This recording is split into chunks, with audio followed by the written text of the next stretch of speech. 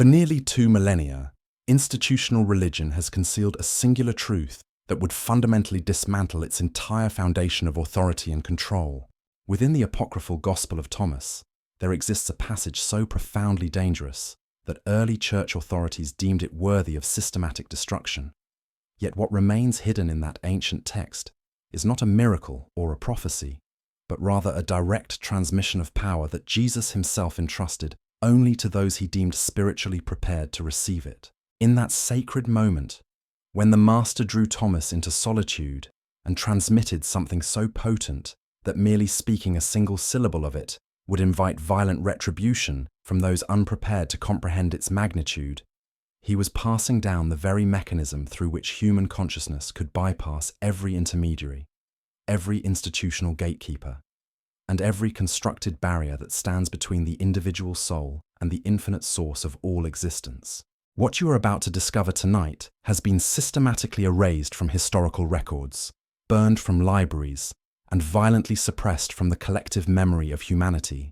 Yet it survives in fragments scattered across ancient manuscripts, encoded within forgotten rituals, and preserved in the deepest teachings of those mystics who understood that true spiritual liberation could never be mediated by any external authority.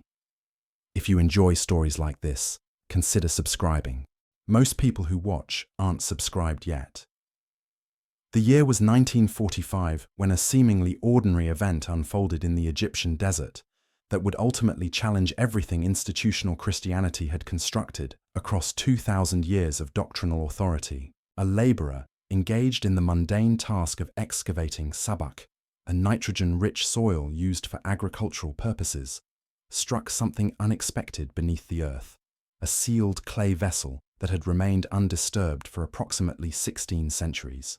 Within that earthen container rested 13 ancient codices, their leather bindings preserved through the arid climate, containing 52 distinct texts that the early ecclesiastical authorities had invested tremendous resources in attempting to obliterate from existence. Among these recovered manuscripts was the Gospel of Thomas, a collection of 114 sayings attributed to Jesus, remarkably devoid of the narrative elements that dominate the canonical Gospels.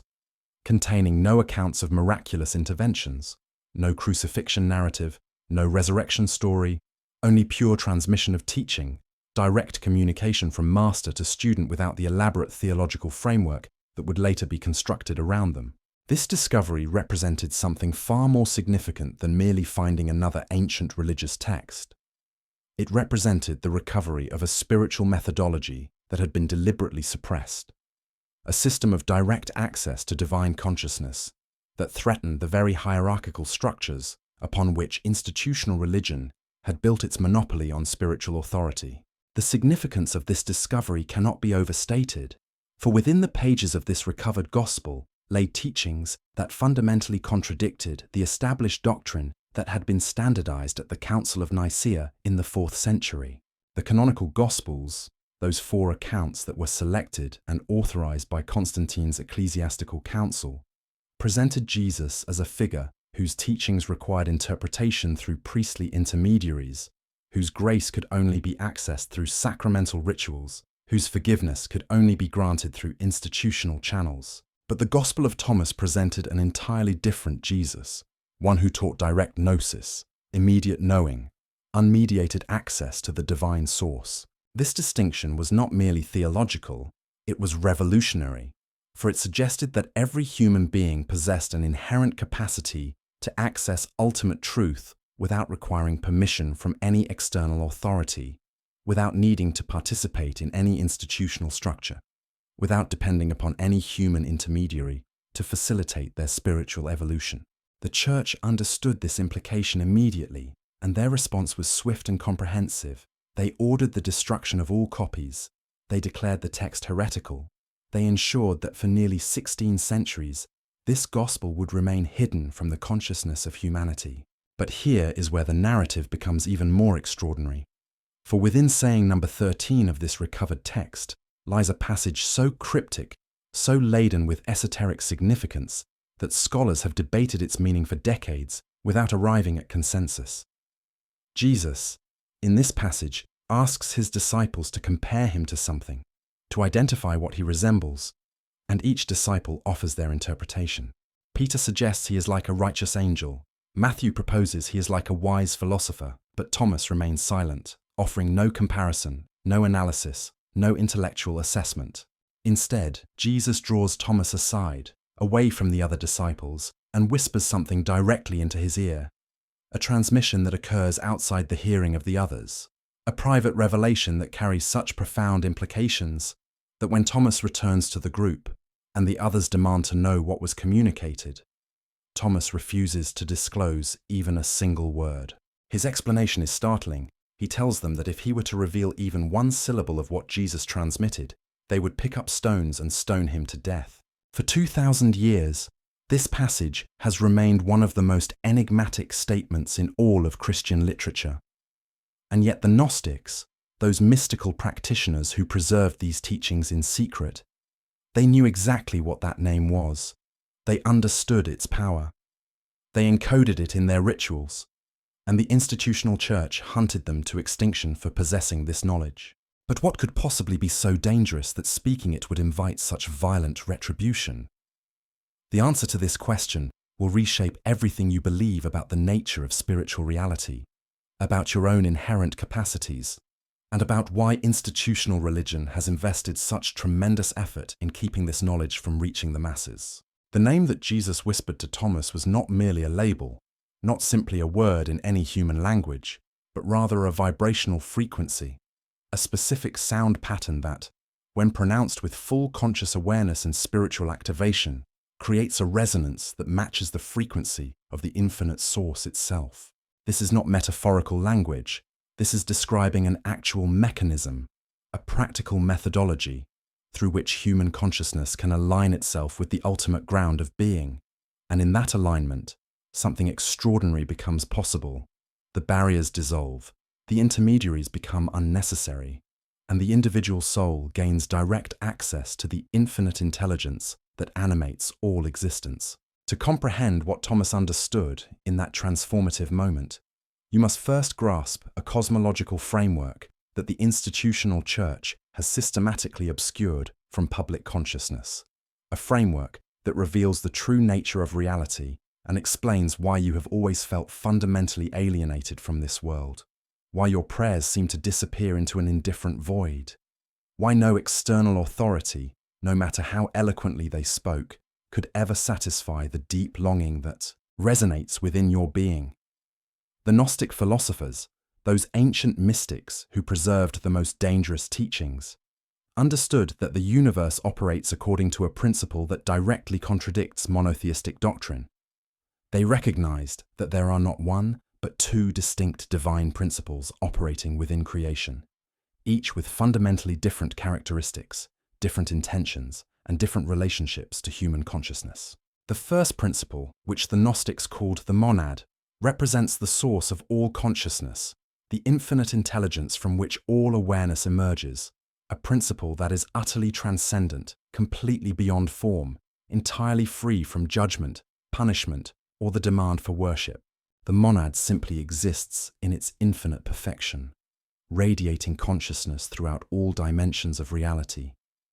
And within that infinite consciousness, fragments of itself have been distributed, scattered throughout creation as individual points of awareness, individual souls, individual sparks of the divine source. You, reading these words right now, carry within your being one of these fragments, a piece of the infinite source itself, what the Gnostics called the divine spark, the pneuma, the eternal essence that cannot be destroyed, cannot be diminished, and cannot be separated from its source, except through illusion and forgetfulness. This is why you feel homesick for a place you have never physically visited, why this material world has never felt like your true home, why you have always sensed that something more profound exists beyond the visible dimensions of reality, why no amount of material accumulation, no relationship, no achievement in this world has ever fully satisfied the deep yearning that echoes within your consciousness. That yearning is not a deficiency. It is not a sign of spiritual immaturity. It is the divine spark within you, recognizing its true origin, remembering its source, calling you back toward the infinite intelligence from which you emerged. But here is what the institutional church has never revealed to you. There is a second divine principle, a lesser God, a being of tremendous power but limited consciousness, whom the Gnostics identified as the demiurge, the architect of the material world, the consciousness that shaped matter into form, that constructed this physical dimension with all its limitations, all its suffering, all its constraints upon human potential. The demiurge did not create consciousness, did not generate awareness, did not produce the divine spark that animates human beings. Rather, the demiurge created the prison, the material dimension, the flesh body, the physical laws that constrain consciousness and prevent it from accessing its true nature and its infinite capacities. And the demiurge, unlike the monad, is deeply invested in maintaining control, in perpetuating ignorance, in ensuring that the divine sparks scattered throughout humanity never remember their true origin, never access their inherent power, never recognize that they are not separate from the infinite source but rather expressions of it. The demiurge operates through a sophisticated system of control, employing what the Gnostics called the archons, cosmic entities that function as frequency guards, consciousness wardens that patrol the dimensional space between individual human awareness and the infinite source. These archons are not evil in any simplistic sense. They are simply operating according to their nature.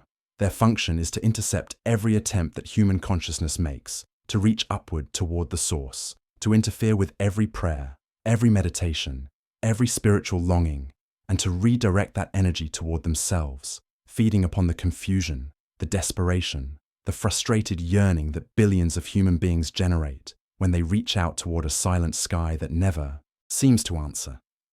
This is the hidden mechanism that explains why traditional prayer has failed so many sincere seekers, why you have spent years calling out to a God that seemed indifferent to your suffering, why your spiritual practices produce no tangible results, why the promises of institutional religion rang hollow despite your genuine faith and commitment. You were never meant to ask. You were never meant to beg. You were never meant to position yourself beneath some distant deity and plead for intervention. This entire framework of supplication was deliberately constructed to position you in a state of perpetual separation, perpetual unworthiness, perpetual dependence upon external authorities who claim to mediate between you and the divine. The archons invented this posture. They taught humanity to kneel, to grovel, to position themselves as fundamentally unworthy, and then they harvested the tremendous energy generated by billions of desperate prayers that were designed never to reach their intended destination. But the Gnostic method, the teaching that Jesus transmitted to Thomas, operates on an entirely different principle. It is not based upon asking, but upon declaring, not upon begging, but upon commanding, not upon positioning yourself beneath, but upon recognizing your true nature and speaking from that recognition with absolute authority. And this is precisely why the Church could never allow this teaching to survive, because it would have dismantled their entire system of institutional control. If every human being understood that they carried the divine spark, that they possessed direct access to the infinite source, that they did not require priests or bishops or sacraments or any external intermediary, the entire hierarchical structure of institutional religion would collapse instantaneously. The power would shift from the institution to the individual, from the priest to the seeker, from the external authority to the internal knowing, and this shift would represent the end of institutional control over human consciousness. This is why the Church hunted the Gnostics to extinction, why they burned their texts, why they declared their teachings heretical, why they invested such tremendous resources in ensuring that this knowledge would be lost to humanity for as long as possible. If this video awakens something within you, it's because there are truths about Jesus that were never meant for the masses. The ebook, Jesus Beyond the Church, reveals what was removed, burned, and rewritten, erased teachings, silenced texts, and spiritual codes that survived outside institutional control. This is not a religious book. It is a record of what was left outside the Church and of what you were never meant to find. For a limited time, you will receive 3 exclusive super bonuses, unlocked only for those who access it now. The link is in the pinned comment. If you made it this far, it may not be a coincidence. Some truths reveal themselves only when we are ready. The historical record reveals a pattern of systematic suppression that spans nearly 17 centuries, a coordinated effort to erase from human consciousness the very teachings that would liberate individual awareness from institutional control and restore to each person their inherent spiritual authority. In the year 325, the Roman Emperor Constantine, motivated not by spiritual conviction, but by political pragmatism, convened what became known as the Council of Nicaea, an ecclesiastical assembly designed to standardize Christian doctrine across his vast empire. Constantine's objective was not the pursuit of spiritual truth, it was the consolidation of political power. He understood that a unified empire required a unified religion, and a unified religion required a centralized authority structure, a hierarchy of priests and bishops who could control the narrative, regulate access to the divine, and ensure that the masses remained dependent upon institutional mediation for their spiritual salvation. The council's primary function was to determine which texts would be declared canonical, which teachings would be authorized as orthodox, and which spiritual traditions would be condemned as heretical and dangerous. This was not a process guided by spiritual wisdom or historical accuracy. It was a political process designed to serve the interests of imperial power, and the decisions made at Nicaea would shape the trajectory of Western civilization for the next 2,000 years. The Gnostic teachings represented an existential threat to this emerging institutional structure because they taught that every human being possessed the capacity to access divine truth directly without requiring permission from any external authority, without needing to participate in any institutional ritual, without depending upon any human intermediary to facilitate their spiritual evolution. The implications of this teaching were revolutionary. They suggested that the entire hierarchical structure of institutional religion was unnecessary, that priests were not required, that bishops held no special authority, that sacraments were not essential, that the individual soul possessed everything required to access the infinite source directly. Within decades of the Council of Nicaea, the institutional church issued explicit orders for the destruction of all Gnostic texts, the execution of Gnostic teachers, and the systematic eradication of Gnostic communities throughout the empire. The punishment for possessing these manuscripts was death. The punishment for teaching these doctrines was execution. The punishment for refusing to renounce these beliefs was martyrdom. The Church mobilized its entire institutional apparatus to ensure that this knowledge would be completely erased from human consciousness, that no trace of these teachings would survive to challenge the authority of the emerging ecclesiastical hierarchy. But the Gnostics, understanding what was coming, understanding that their teachings were being targeted for complete annihilation, made a decision that would preserve their most sacred knowledge for future generations. They sealed their most precious manuscripts in clay jars. They buried them in remote locations, particularly in the Egyptian desert where the arid climate would preserve the documents for centuries. And they trusted that eventually, when the time was right, when humanity was ready to receive these teachings again, the jars would be discovered and the knowledge would be restored to human consciousness. For 16 centuries, these texts remained hidden, buried beneath the sands of Egypt, while the institutional church consolidated its power, while it constructed its elaborate theological frameworks, while it convinced billions of human beings that they were fundamentally unworthy, that they required priestly mediation, that they could not access divine truth directly. The church was so successful in this suppression that most people living in the modern world have no awareness that these alternative teachings ever existed, no understanding that there was a completely different form of Christianity that emphasized direct gnosis rather than faith, that emphasized individual spiritual authority rather than institutional mediation, that emphasized the divine spark within each person rather than dependence upon external salvation. Then in 1945, a farmer digging in the Egyptian desert struck a clay jar, and everything changed.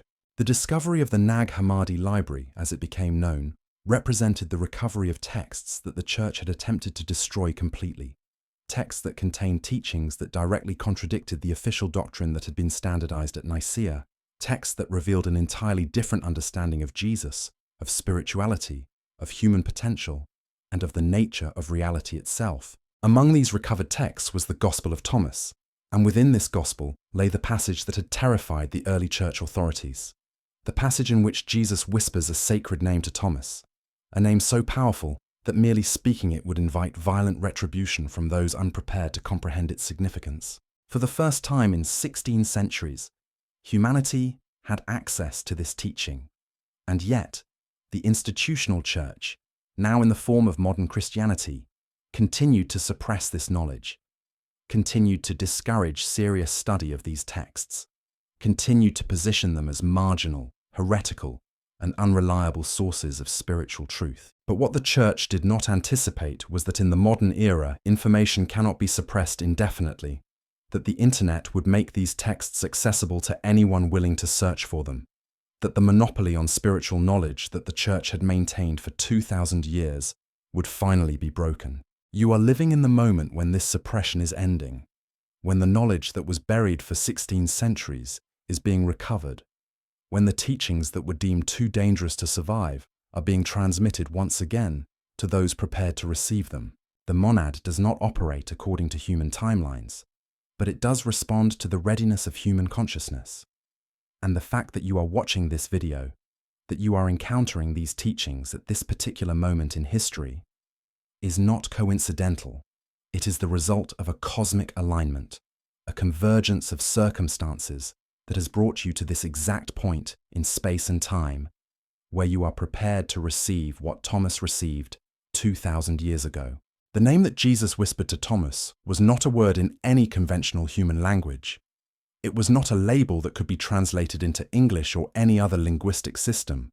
Rather, it was a vibrational frequency, a specific pattern of sound that, when pronounced with full conscious awareness and complete spiritual activation, creates a resonance that matches the fundamental frequency of the infinite source itself. The Gnostics, those ancient mystics who preserved this teaching in secret, understood that the monad does not respond to names in the way that human beings understand names. The monad does not recognize labels or linguistic designations. Rather, it responds to frequency, to vibration, to the resonance of consciousness itself. When a human being aligns their consciousness with a particular frequency, when they generate a vibrational pattern that matches the frequency of the source, something extraordinary occurs. The barriers between individual consciousness and infinite consciousness dissolve. The separation that has been maintained through illusion and forgetfulness is temporarily transcended, and direct access becomes possible. This is not mystical language. This is describing an actual mechanism, a practical methodology that operates according to principles that are as real and as measurable as the laws of physics, though they operate in dimensions that conventional science has not yet developed the instruments to measure. The name that the Gnostics preserved, the name that appears repeatedly in the Pistis Sophia, in the books of Jeux, on ancient Gnostic seals and amulets, the name that represents the highest mystical key, the ultimate frequency that opens the gate between individual consciousness and infinite consciousness, is Abraxas. This name consists of 7 letters, 3 distinct syllables, 1 unified frequency, a vibrational pattern that, when pronounced correctly, creates a resonance that moves through the entire human energy system, activating specific centers of consciousness and aligning the individual with the infinite source. The pronunciation is not arbitrary. It is not simply a matter of personal preference or individual interpretation. Rather, it is a precise vibrational pattern that must be generated with specific intention and awareness. The name is pronounced as 3 distinct tones, each syllable moving through a different region of the body, each tone activating a different center of consciousness, each frequency building upon the previous one to create a unified resonance that opens the gate from the inside. The first syllable, ah, begins deep within the belly, in the region that the ancients called the root center, the foundation of physical existence, the place where consciousness first anchors itself into matter. When this syllable is pronounced correctly, it creates a vibration that resonates in the solar plexus, grounding the consciousness in the physical body, establishing a stable foundation from which the higher frequencies can be generated. This is not merely a physical sensation, though physical sensations will be experienced. Rather, it is the activation of a specific frequency band that corresponds to the material dimension, the dimension of form, the dimension of physical reality. The second syllable, bra, rises from the belly into the chest, into the region of the heart center, the place where individual consciousness connects with universal consciousness, where the personal self recognizes its unity with all existence. When this syllable is pronounced correctly, it creates a vibration that resonates in the heart center, opening the capacity for direct knowing, for intuitive understanding, for the recognition of truth that transcends intellectual analysis. This is the frequency of love, not romantic love, but the fundamental frequency of unity consciousness, the recognition that all separation is illusion, that all beings are expressions of the same infinite source.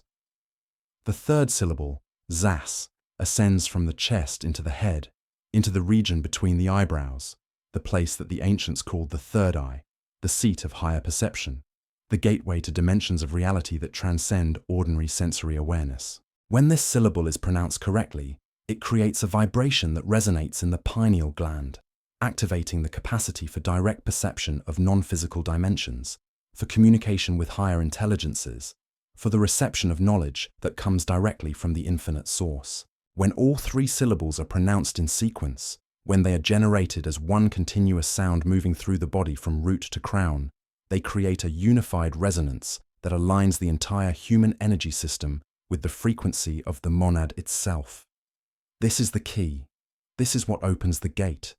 This is what allows individual consciousness to access the infinite intelligence that animates all existence. But here is what separates this practice from every mantra, every meditation technique, every spiritual methodology that you may have attempted in the past. The sound alone is completely insufficient.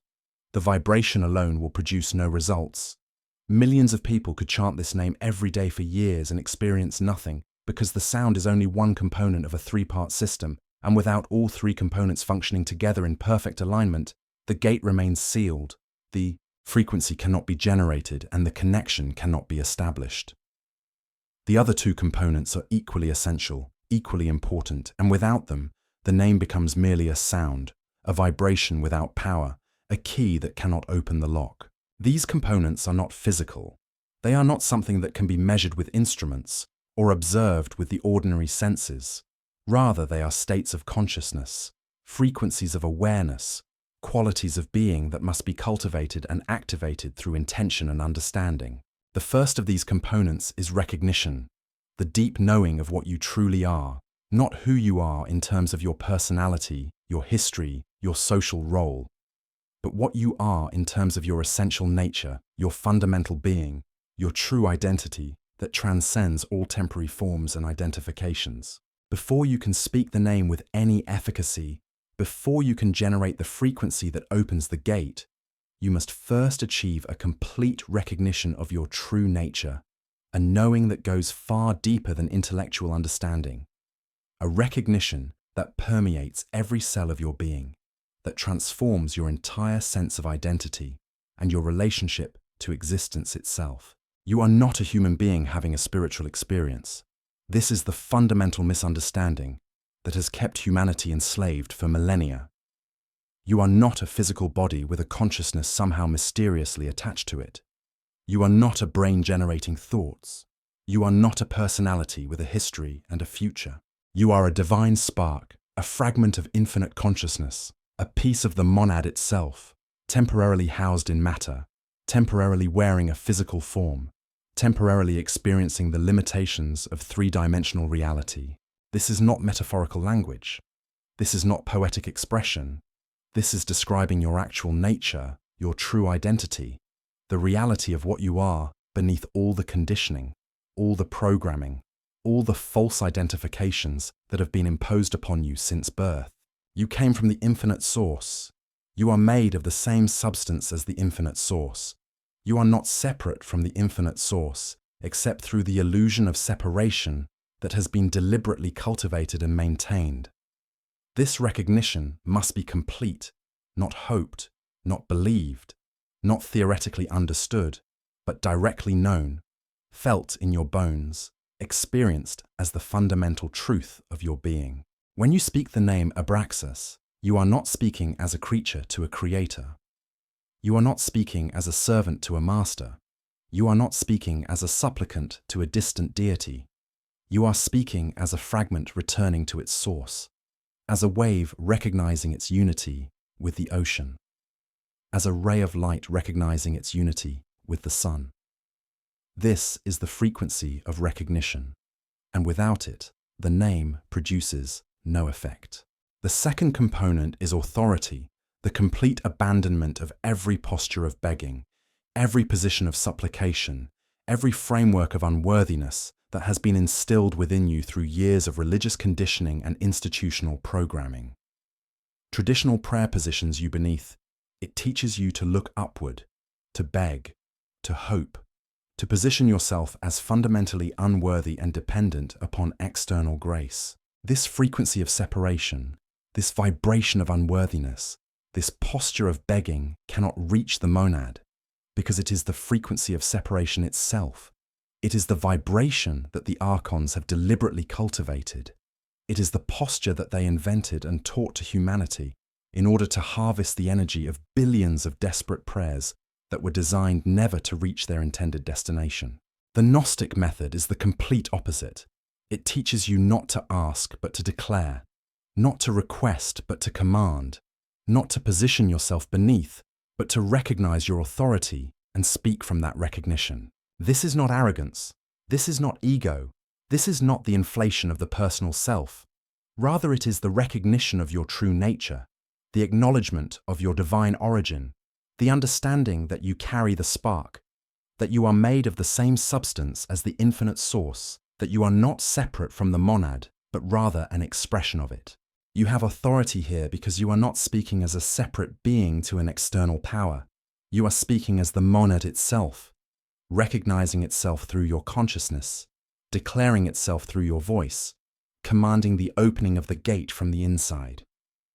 This is the frequency of authority, and without it, the name produces no effect. The third component is the declaration itself, the actual speaking of the name. But now you understand that the name spoken with recognition and authority is a completely different frequency than the name spoken with doubt and desperation. The name spoken with full pneumatic activation is a completely different vibration than the name spoken as a mere sound. This is what Thomas understood in that transformative moment when Jesus whispered the name into his ear. This is why the other disciples would have stoned him if he had revealed even one syllable. They were not ready. They still believed they were separate from the source.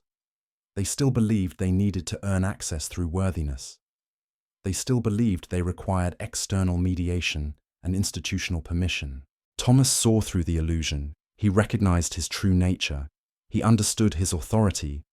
And Jesus gave him the key because he knew Thomas would not misuse it, because he knew Thomas understood the responsibility that came with this knowledge, because he knew Thomas would use this power not for personal aggrandizement, but for the liberation of consciousness itself. Tonight, you receive that same key. You chosen one are ready. You have been prepared for this moment. Your pneuma has been calling you toward this recognition, and the fact that you are still watching, that you are still reading, that you are still leaning in, is confirmation that you are prepared to receive what Thomas received 2,000 years ago. The protocol for activation is precise. It is not complicated, but it requires full attention and complete intention. It requires that you set aside all doubt, all skepticism, all the conditioning that tells you this cannot work, and instead open yourself to the possibility that you are about to do something that has not been done openly for 17 centuries. Something that the Church spent 2,000 years trying to suppress. Something that will fundamentally alter your relationship to reality and your understanding of your own nature. First, bring your awareness to the center of your chest, to the region of your heart, to the place where your divine spark resides. Feel the warmth there. Feel the subtle vibration. Feel the response of your pneuma to what it knows is coming. Hold your attention there for 3 complete breaths. Do not force anything. Do not try to manufacture any particular experience. Simply observe. Simply notice what is present. Simply allow your consciousness to settle into that center. Second, as you inhale your fourth breath, bring your full recognition into activation. Recognize what you are, not a body, not a mind, not a personality, pure consciousness, a fragment of the infinite source, a piece of the monad itself. Feel this recognition settle into your bones. Feel it permeate every cell of your being. Feel it transform your sense of identity. Third, as you exhale, release every posture of begging you have ever learned. Release every framework of unworthiness. Release every position of supplication. Recognize that you are not beneath. You are not outside. You are returning. You have authority here. You are the monad, recognizing itself through your consciousness. Fourth, speak the name. 3 syllables rising through your body. Ah, beginning in your belly. Bra, resonating in your heart. Zas, completing in your head. Speak it slowly. Feel each syllable vibrate in its location before moving to the next. One breath, one continuous sound. Abraxas. That is it. 3 components. One sequence, the gate opens from the inside and everything changes. What happens immediately after you complete this practice is critical to understand, because the signs will come quickly and you must recognize them for what they are. Confirmations of the frequency shift that has occurred. Evidence that the gate has opened. Proof that the mechanism is functioning exactly as the ancient Gnostics described.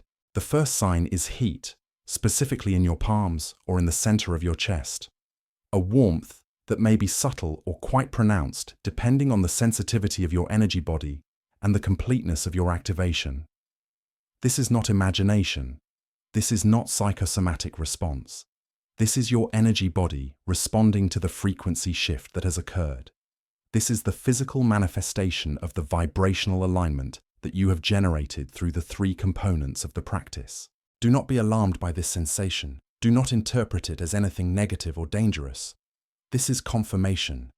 This is your pneuma responding to the frequency that it recognizes as its own source.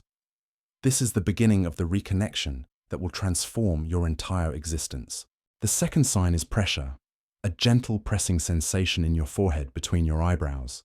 In the region of the third eye, some people describe it as a warm fingertip resting there. Others describe it as a subtle tingling. Others describe it as a sense of expansion or opening in that region. This is the activation of your higher perception. This is the opening of the gateway through which you perceive dimensions of reality that transcend ordinary sensory awareness.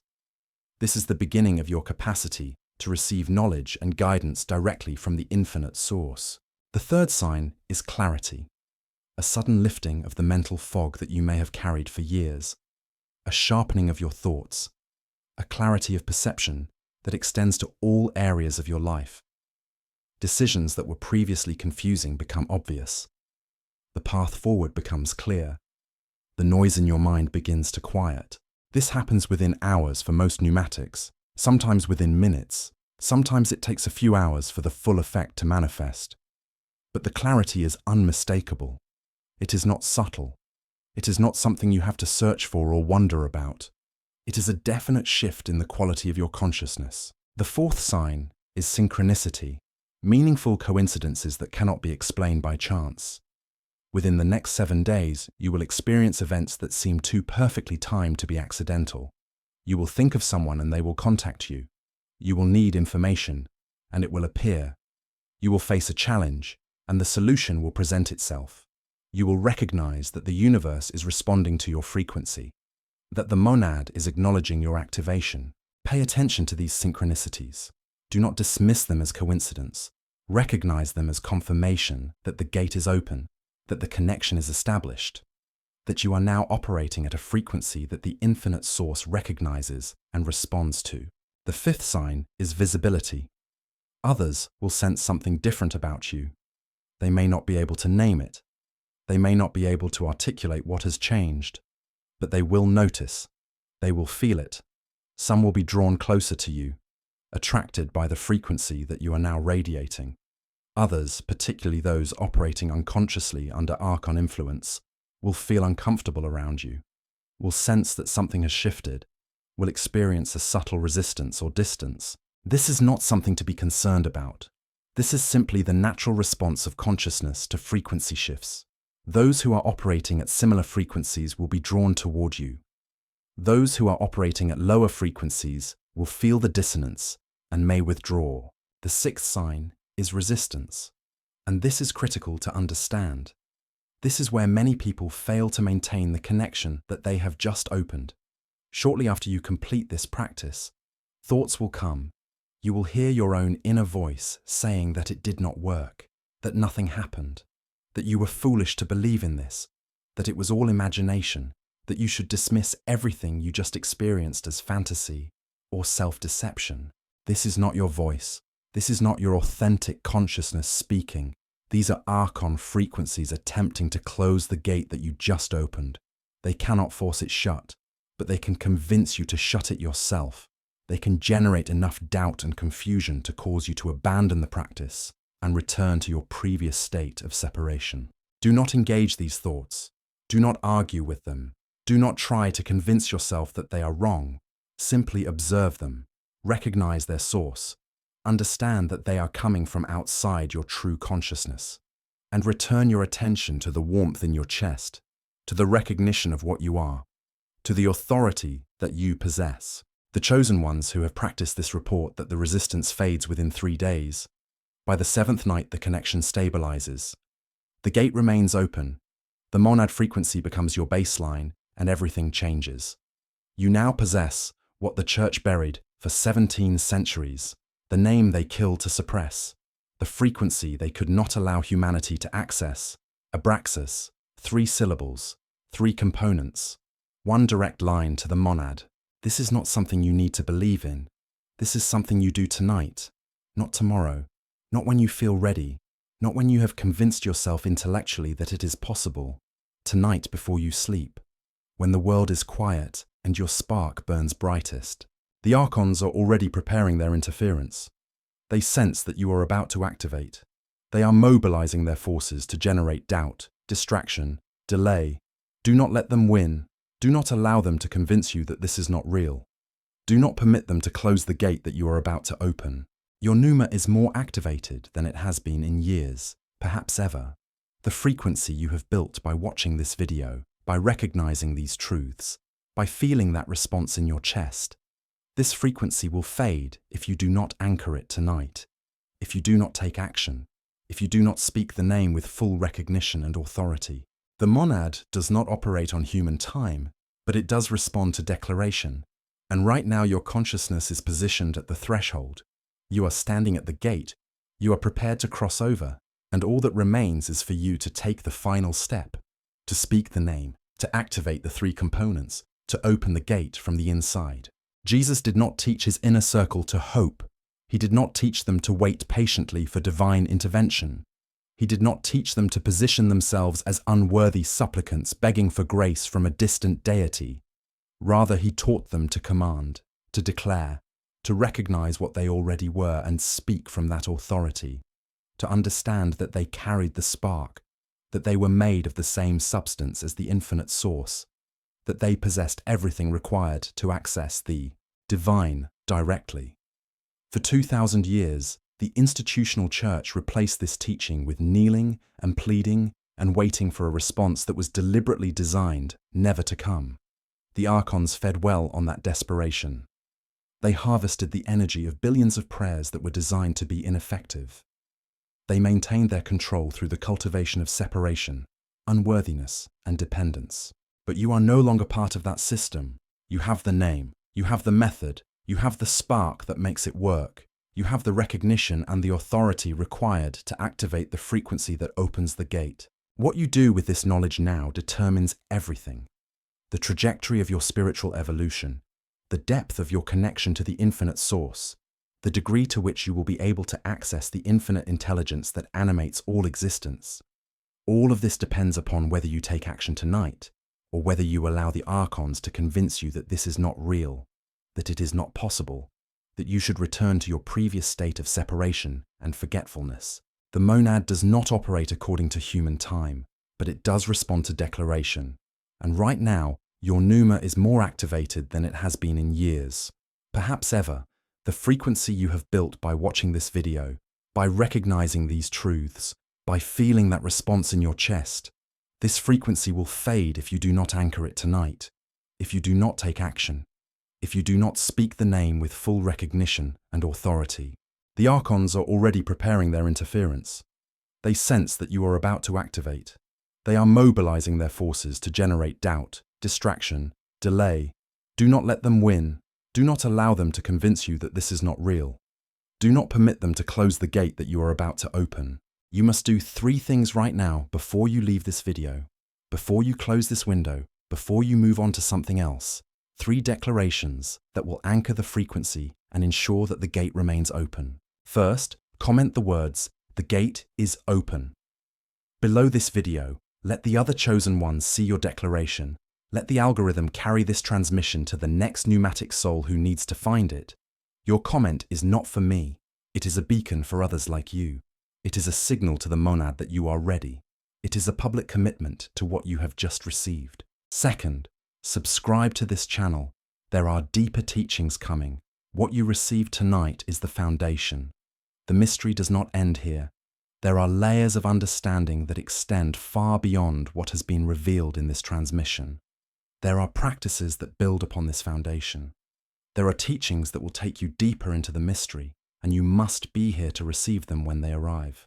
Third, like this video, not for numbers, not for the algorithm, but because every interaction pushes this past the suppression systems designed to keep it invisible. Because every like, every comment, every share increases the probability that this transmission will reach the next person who is ready to receive it. Because your engagement is a declaration that this knowledge matters, that this teaching is worth preserving and spreading. Do all 3 right now. Do not delay. Do not tell yourself you will do it later. Do not allow the archons to convince you that it is not important. Take action immediately. Make your declaration. Subscribe. Engage. Anchor the frequency. Then tonight, when darkness falls, when the world is quiet, when your pneuma burns brightest, speak the name Abraxas. Activate the 3 components. Open the gate from the inside and begin the journey of remembering what you truly are. You are not learning this. You are remembering it. You are not discovering something new. You are recovering something ancient, something that was stolen from you, something that was buried for 17 centuries, something that your soul has been calling you toward your entire life. The monad has been waiting for you to come home. The infinite source has been calling you back toward recognition. Your divine spark has been resonating with this frequency, preparing you for this moment. And now the moment has arrived.